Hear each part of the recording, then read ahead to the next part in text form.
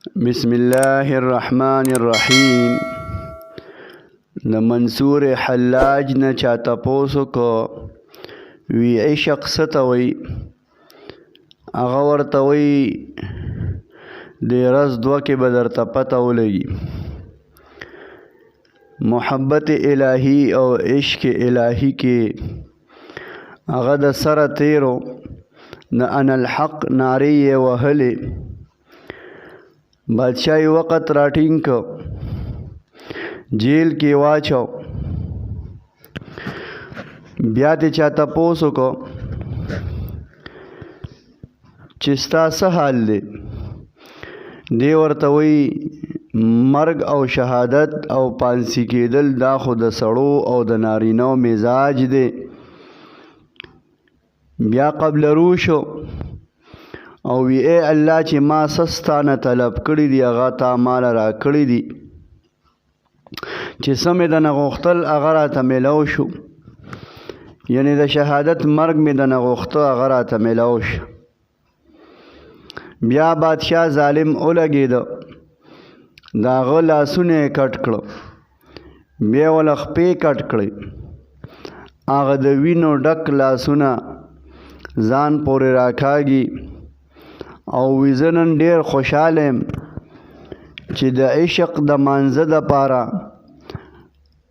د وینو په اوبو باندې او د وینو په خړوبتیا باندې ځان خوشتوم او په وینه باندې اودس کوم او لږ ساعت پس به د عشق په مانځه باندې ودرېږم، یعنی شهادت ته به وررسېږم.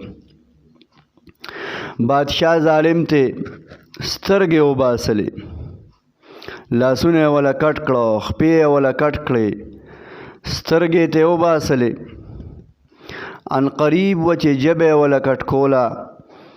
دی وایي ای الله ستا دپاره مې لاسونه کټ کړي شو، خپې کټ کړې شوې، سترګې مې وباسلې شوې، او عنقریبه ده چې اوس مې سر هم کټ کړي شي. خو یا الله زه ستا شکرګزار یمه چې تا زه ثابت قدمه پاتې کړم، د حق نه رستو نشم.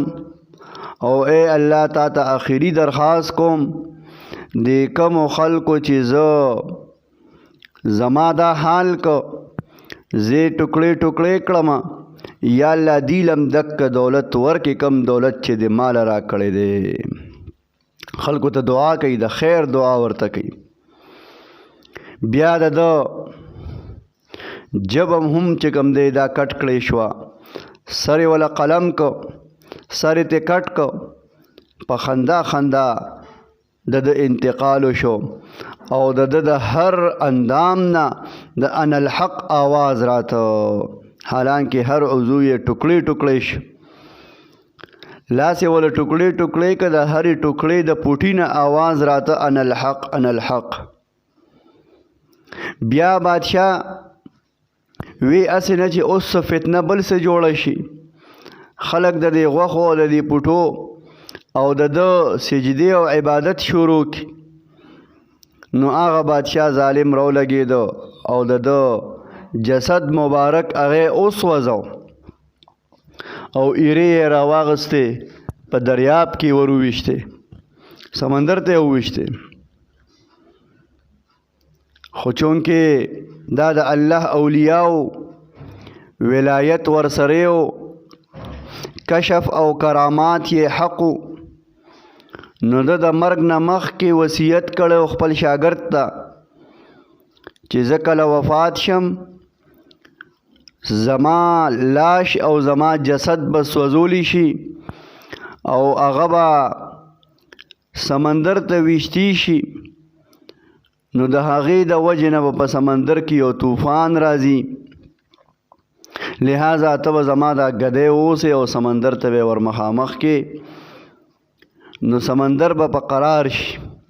اومکه شانو شو چې کله بادشاه حکومت وقت د جسد مبارک وسوځو او ایرې یې سمندر ته وروویشتې، نو په سمندر کې یو طوفان راغی.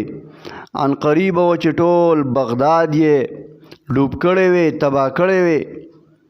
شاګرد په منډه باندې لاړ هغه ګدړي او ګدۍ راوړه سمندر ته مخامخ کړه او سمندر د هغه ټوله ایره راغونډه کړه او خلکو ته را مخامخ کړه خلکو د هغه ایره دفن کړله لہذا دا د الله د اولیاء او د دوستانو مرګ دی چې د هغې مرګ هم او د هغې ژوند هم د ژوندو دپاره یو زبردست عبرت او سبق وي الله جل جلاله دې زمونږه د دکه بزرګانو د دکه علماو اولیاء کرامو او د دکه حق پرستو کامل اتباع نصیب کی